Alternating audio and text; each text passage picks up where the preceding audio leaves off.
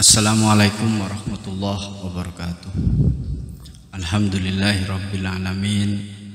Wassalatu wassalamu ala asrofil anbiya'i wal mursalin Sayyidina Muhammadin wa ala alihi wa sahbihi ajma'in, amma ba'du. Alhamdulillah, pada kesempatan kali ini kita masih diberi kesehatan sehingga kita bisa berkumpul kembali pada kajian akhlak tasawuf kali ini dalam keadaan sehat tanpa kurang satu apapun. Mari kita berdoa bersama-sama, semoga di era pandemi ini, virus corona ini yang semakin hari semakin banyak, semakin mengkhawatirkan, semoga cepat hilang dari bumi Indonesia dan juga dari dunia umumnya. Tidak lupa juga kita selalu berdoa memohon pada Allah agar kita tetap berada dalam lindungan Allah, kita berada dalam kondisi sehat, keluarga kita sehat, sahabat-sahabat kita sehat, dengan tetap memperhatikan protokol kesehatan yang telah diatur oleh pemerintah.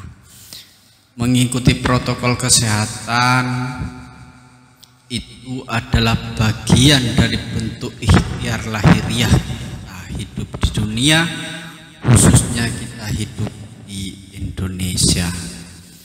Sahabat-sahabatku semua, mari kita mulai pertemuan kali ini, kajian kita kali ini dengan tema yang sangat dasar, yaitu tentang konsep dasar akhlak. Konsep dasar akhlak yang akan kita bacakan kali ini, yang akan kita kaji kali ini, itu bagian dari akhlak tasawuf.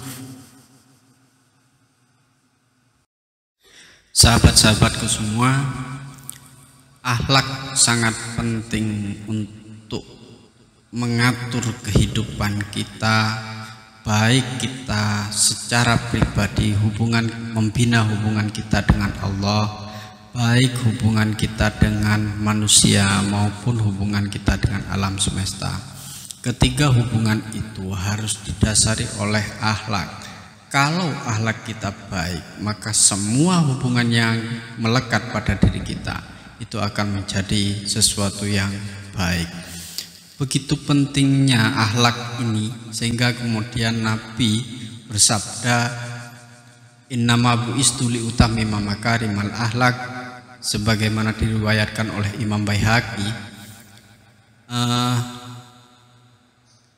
Di sisi lain ada satu redaksi yang berbeda yang disabdakan oleh Nabi, yang berbunyi adalah innama bu'istu liutammima sholihal akhlak, yang diriwayatkan oleh Imam Ahmad. Menelisik dua hadis ini, ada satu hal yang sangat menarik untuk kita ungkap. Yang pertama adalah lafadz liutammima makarimal akhlak. Sedangkan di hadis yang kedua itu adalah liutammima sholihal akhlak. Dua redaksi ini berbeda namun berada dalam saling menyempurnakan. Karena kita harus tahu bahwa liutammima makarimal akhlak yang berarti kemuliaan, makarim itu adalah kemuliaan, sedangkan sholih itu adalah kebaikan. Untuk mencapai kemuliaan akhlak di sisi Allah, kemuliaan akhlak di sisi manusia, kemuliaan akhlak dalam diri kita, itu yang harus kita lakukan adalah sholihal akhlak. Berbuat baik kepada diri kita, berbuat baik kepada manusia, berbuat baik kepada alam semesta, dan juga berbuat baik kepada untuk mengatur hubungan kita dengan Allah. Makanya saudara sahabat, membiasakan berbuat baik. Baik dalam pemikiran kita yang selalu positif, tindakan kita yang selalu positif, maupun interaksi kita yang selalu positif, adalah cermin dari sebuah kebaikan yang akan mengantarkan kepada akhlak kita menuju akhlak yang mulia. Kenapa kemudian Nabi bersabda dengan innama bi'ustu yutamima makarimal akhlak, untuk menyempurnakan kemuliaan akhlak, liutamima sholihal akhlak, untuk menyempurnakan kebaikan akhlak? Karena akhlak memiliki satu hubungan yang sangat kuat dengan tauhid, memiliki hubungan yang sangat kuat dengan keimanan, dan memiliki hubungan yang sangat kuat dengan syariat. Mengutip dawuhnya Kiai Haji Hasyim Asy'ari, beliau mengatakan tauhid mengharuskan adanya keimanan. Jadi kalau orang yang memiliki tauhid yang bagus pasti memiliki keimanan dan harus memiliki keimanan. Jangan pernah menganggap diri kita memiliki tauhid jika kita tidak termasuk sebagai orang-orang yang beriman. Jika kita tidak memiliki keimanan, maka kita sudah dipastikan tidak pernah memiliki tauhid. Kenapa? Karena Kiai Hasyim Asy'ari mengatakan tauhid mengharuskan adanya keimanan, sedangkan keimanan itu mengharuskan syariat. Kita memiliki keyakinan, kita memiliki kepercayaan kepada Allah, kita memiliki kepercayaan kepada Tuhan kita, Rabbul Alamin, Tuhan alam semesta. Maka bukan hanya sekedar keyakinan, bukan hanya sekedar keimanan, tapi juga harus ada syariatnya. Syariat harus dilakukan. Kalau kemudian syariat tidak pernah dilakukan, maka kita dianggap tidak beriman. Kenapa? Karena keimanan mengharuskan adanya syariat. Kalau kita mengatakan kita tunduk patuh kepada Allah, tapi kita tidak pernah sholat, kita tidak pernah mengerjakan apa yang diperintahkan oleh Allah, maka kita adalah orang-orang yang tidak bisa dikatakan sebagai orang yang beriman. Karena keimanan itu mengharuskan orang adanya syariat. Sama dengan kita, kalau kita mencintai seseorang, kita mencintai seseorang harus ada syariatnya. Kalau kita cinta pada seseorang, maka harus mengasihi, menyayangi, dan lain sebagainya, yang membuat ketenangan, yang membuat kedamaian kepada orang yang dicintai. Tapi kalau kemudian kita mencintai seseorang dan syariat kita itu menjelek-jelekkan, melecehkan, membuat memarahi, dan lain sebagainya, berarti sebenarnya dia tidak pernah cinta. Kenapa? Karena syariatnya tidak dijalankan. Syariat menjadi sesuatu yang penting dalam memupuk keimanan. Tanpa syariat, keimanan tidak akan pernah ada. Tapi yang jelas, syariat juga mengharuskan adanya akhlak. Akhlak menjadi pondasi dasar dari kita bersyariat. Kalau kita memiliki akhlak yang baik, maka sholat kita akan baik. Kita melakukan sholat, membina hubungan kita dengan Allah itu dengan akhlak-akhlak yang baik. Membina hubungan kita dengan masyarakat itu juga harus dengan akhlak yang baik. Membina hubungan kita dengan alam itu pun juga harus dengan akhlak yang baik. Lah, kalau kemudian kita membina hubungan dengan Allah, sholat tidak menggunakan akhlak, berinteraksi dengan masyarakat tidak menggunakan akhlak, dan berinteraksi dengan alam semesta tidak menggunakan akhlak, maka yang akan terjadi adalah sesuatu yang kosong. Kalau kita menjalankan perintah Tuhan tapi tidak menggunakan akhlak, maka itu akan menjadi sesuatu yang tidak benar. Dalam daunnya Kiai Haji Hasyim Asy'ari. Contoh yang lain, akhlak yang bagus itu harus diperjuangkan dalam kondisi apapun. Seperti amar ma'ruf nahi mungkar. Amar ma'ruf nahi mungkar, menyuruh kepada kebaikan, itu harus dengan cara-cara yang baik. Dan juga mencegah kemungkaran itu juga harus dengan cara-cara yang baik, dengan akhlak yang baik. Jangan kemudian kita menyuruh kebaikan, mencegah kemungkaran dengan cara-cara yang tidak baik. Berarti itu tidak berakhlak. mencegah kemungkaran itu adalah bagian dari syariat yang harus kita lakukan, tapi juga harus dilakukan dengan cara-cara yang baik. Kalau kemudian kita mencegah kemungkaran itu dengan cara-cara yang kasar dan lain sebagainya, maka yang akan terjadi adalah kerusakan, dan itu sesuatu yang dilarang di dalam agama Islam. Begitu juga ketika kita mencari ilmu. Kalau kita mencari ilmu, maka gunakan akhlak yang baik, gunakan cara-cara yang baik.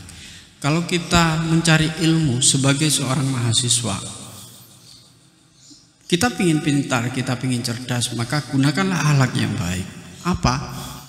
Sering-seringlah membaca, sering-seringlah menulis, sering-seringlah menggunakan waktu kita untuk menuntut ilmu pengetahuan, karena itu adalah bagian dari cara akhlak kita untuk menjadi manusia yang baik dalam menuntut ilmu. Begitu juga ketika kita berhubungan dengan teman kita, berhubungan dengan guru kita, itu pun juga harus dengan cara-cara atau akhlak yang baik. Sudah banyak kita berbicara tentang persoalan akhlak dari tadi, tapi apa sebenarnya akhlak? Secara etimologi mari kita lihat bahwa diksi akhlak adalah jamak dari hulukun yang memiliki arti kebiasaan, tabiat atau perangai, sopan santun, muruah, dan agama. Akhlak dalam makna hulukun, al-adah, dalam makna al-adah, kebiasaan. Maka orang yang memiliki akhlak baik itu bergantung kepada kebiasaan-kebiasaan yang kita lakukan. Kalau kebiasaan-kebiasaan yang kita lakukan itu adalah kebiasaan-kebiasaan yang baik, maka yang akan muncul adalah akhlak yang baik. Tapi kalau kebiasaan-kebiasaan yang kita lakukan itu adalah kebiasaan-kebiasaan yang buruk, maka yang akan muncul adalah kebiasaan-kebiasaan yang buruk. Begitu juga ketika kita berpikir, maka biasakanlah berpikir positif, jangan kemudian berpikir negatif.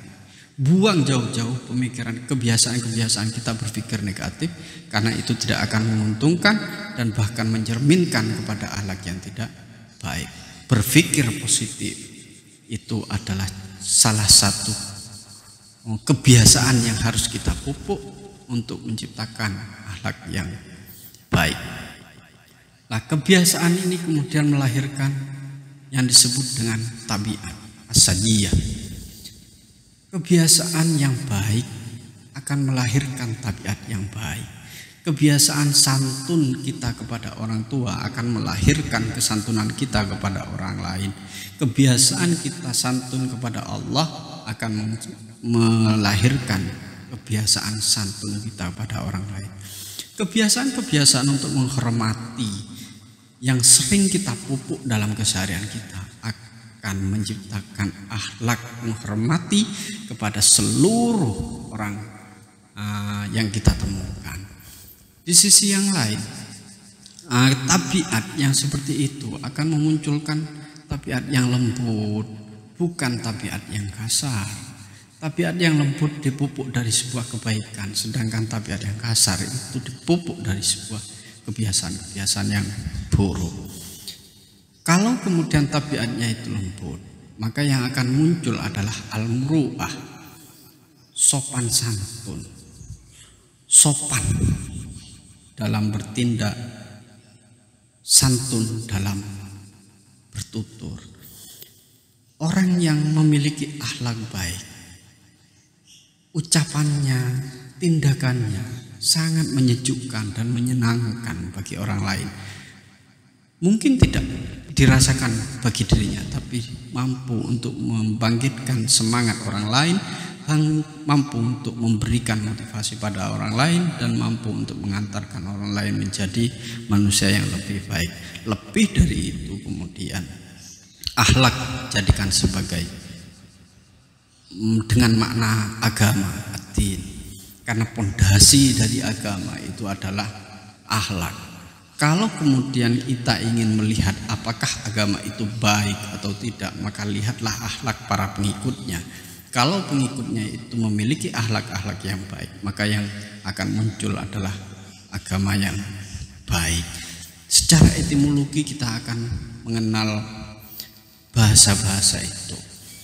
Sedangkan dalam Kamus Besar Bahasa Indonesia, kata akhlak diartikan sebagai budi pekerti atau kelakuan atau perbuatan. Sesuatu yang kita lakukan itu memiliki dua dimensi. Apakah yang kita lakukan itu adalah baik atau buruk? Kalau yang kita lakukan itu baik bagi diri dan bagi orang lain, maka itu kemudian disebut dengan akhlak yang baik. Sedangkan perbuatan yang merugikan orang lain dan menyakiti orang lain, itu kemudian disebut dengan akhlak yang tidak baik. Begitu arti secara etimologi dari diksi akhlak yang dapat kita pahami. Diksi akhlak ini memiliki kaitan yang sangat erat dengan kata holkun, karena akhlak itu adalah jamak dari kata hulukun, maka memiliki kaitan yang sangat erat dengan holkun. Holkun itu adalah kejadian. Yang kedua memiliki kaitan dengan holik, pencipta, dan juga makhluk yang diciptakan. Artinya apa? Kaitan akhlak dengan holkun, kejadian-kejadian atau alam semesta, itu sangat besar.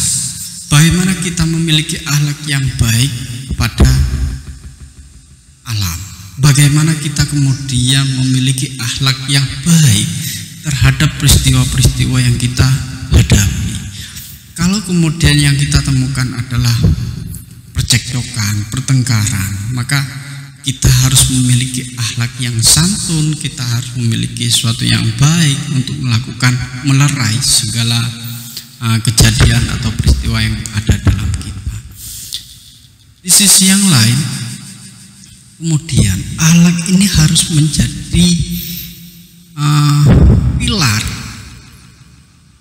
untuk membina hubungan kita dengan Holy, dengan pencipta, dengan Allah.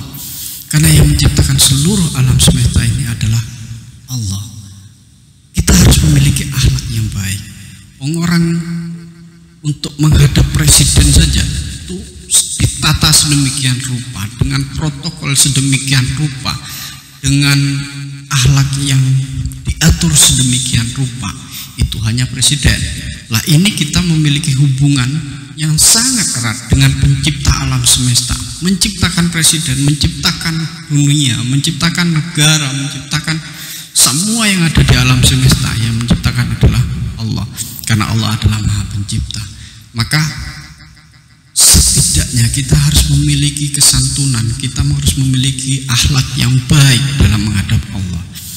Ketika kita melakukan sholat, kita berusaha untuk menghadap Allah. Kita melakukan amar ma'ruf nahi mungkar, kita berusaha untuk membina hubungan kita dengan Allah. Itu pun juga dengan cara-cara yang santun dan dengan cara-cara yang baik. Di sisi yang lain, akhlak juga memiliki kaitan yang sangat erat dengan kata makhluk. Karena kita sadar betul bahwa manusia itu tidak bisa hidup sendirian. Manusia itu adalah makhluk sosial yang membutuhkan orang lain, yang saling berinteraksi, saling berkomunikasi antara satu dengan yang lain dalam kehidupan bermasyarakat, dalam kehidupan bernegara, dalam kehidupan kita dimanapun kita berada. Maka kita selalu berinteraksi dengan orang lain. Maka disinilah kemudian akhlak menjadi sesuatu yang sangat penting, menjadi pilar membina hubungan kita dengan baik. Karena dengan akhlak yang baik kemudian akan tercipta lingkungan yang baik, dengan akhlak yang baik akan tercipta kebiasaan yang baik, kebiasaan yang baik akan menciptakan sebuah peradaban yang baik. Lah, akhlak sampai di sini kemudian kita sangat mengerti bagaimana pentingnya akhlak di dalam membina hubungan kita dengan Allah, membina hubungan kita dengan manusia, membina hubungan kita dengan alam semesta. Dalam kitab An-Nihayah, akhlak diartikan hakikat makna hulukun. yang tepat seperti jiwa dan sifatnya. Sedangkan makna kholqun adalah gambaran luarnya. Dalam kitab ini kemudian akhlak memiliki kaitan, karena akhlak itu adalah jamak dari khuluqun dan juga memiliki kaitan dengan kholqun. Kalau kita khuluqun, akhlak itu adalah satu gambaran batin manusia. Kita harus memperbaiki sifat-sifat kita, memperbaiki jiwa kita, memperbaiki tabiat-tabiat kita. Tapi di sisi yang lain kita juga harus memperbaiki yang namanya kholqun, bentuk luarnya. Apa? Seperti raut muka, penampilan, tinggi, rendahnya tubuh, ganteng dan tidaknya. Itu adalah kholqun. Jadi kalau kemudian kita melihat orang yang cantik, kita melihat orang yang ganteng, belum tentu khuluqunnya bagus. Orang yang memiliki khuluqun yang bagus, akhlak yang bagus, belum tentu kholqunnya bagus. Tapi di antara semua itu, orang yang paling baik adalah orang yang memiliki khuluqun dan kholqun yang baik. Itu yang disebutkan dalam kitab An-Nihayah. Penjelasan-penjelasan tadi erat kaitannya dengan akhlak secara etimologi. Bagaimana kemudian kita memahami akhlak secara terminologi? Setidaknya di sini saya hadirkan dua tokoh yang sangat populer di kalangan umat Islam sebagai tokoh akhlak. Yang pertama adalah Ibnu Maskawih, yang kedua adalah Imam Al-Ghazali. Ibnu Maskawih mengatakan akhlak itu adalah halul nafsi da'iyatul laha ila af'aliha min ghairi fikrin wala ruwiyatin. Sifat yang tertanam dalam jiwa yang mendorongnya untuk melakukan perbuatan tanpa memerlukan pemikiran dan pertimbangan. Sifat yang tertanam dalam jiwa. Jadi kebiasaan-kebiasaan itu akan melahirkan sifat yang ada di dalam jiwa, dan itu menjadi sebuah pendorong. Kalau kebiasaan-kebiasaan yang melahirkan sifat itu adalah baik, maka yang akan muncul adalah perbuatan-perbuatan yang baik. Begitu juga dengan sebaliknya, ketika kebiasaan-kebiasaan yang kita lakukan itu adalah jelek, maka yang akan tertanam dalam jiwa kita itu adalah sifat-sifat yang jelek, maka secara otomatis akan mengantarkan kepada perbuatan yang tidak baik. Pemahaman-pemahaman seperti ini tidak jauh berbeda dengan pemahaman yang dimiliki oleh Imam Al-Ghazali. Al-Ghazali mengartikan akhlak sebagai ibaratun an hayatin fin nafsi rasikhatun anha tasdurul af'alu bisuhulatin wa yusrin min ghairi hajatin ila fikrin wala waruyatin. Sifat yang tertanam dalam jiwa yang menimbulkan macam-macam perbuatan dengan gampang dan mudah tanpa memerlukan pemikiran dan pertimbangan. Lagi-lagi pondasi yang kemudian disuguhkan oleh Al-Ghazali dan Maskawih ini adalah kebiasaan. Kalau anak kecil sudah dibiasakan untuk bersedekah, diajari untuk bersedekah mulai kecil sampai dewasa, maka sampai kapanpun dimanapun dia berada, maka bersedekah menjadi kebiasaan dan bersedekah menjadi pekerjaan yang sangat mudah tanpa melakukan pertimbangan dan tanpa melakukan pemikiran. Begitu juga dengan kebiasaan-kebiasaan sholat malam.